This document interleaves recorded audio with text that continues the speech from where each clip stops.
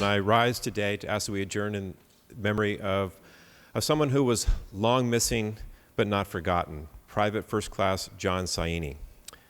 Private First Class Saini was born in 1923 and grew up in the Alexander Valley, not far from my home, of a wine-growing family. He was one of more than 1,000 Marines and sailors who perished 73 years ago during a 3-day battle on the Japanese islet of Bacheo in the Tarawa Atoll. He died on November 20th, 1943 at the age of 20. Saini was one of many Marines buried hastily in battlefield graves.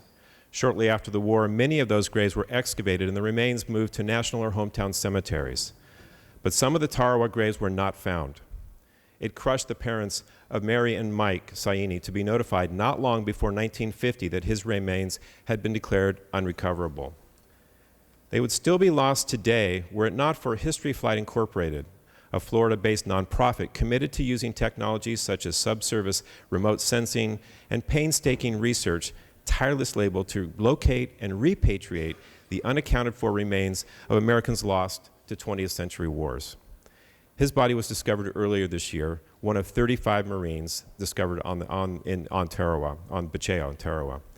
He was given a full, proper military funeral on Saturday and laid to rest in his hometown of Healdsburg on June 11th. He's survived by his nephew and namesake, family friend, John Saini, and his niece, Lisa McDowell, who were born a decade after he lost his life. I ask that we adjourn today in the memory of Private First Class John Saini.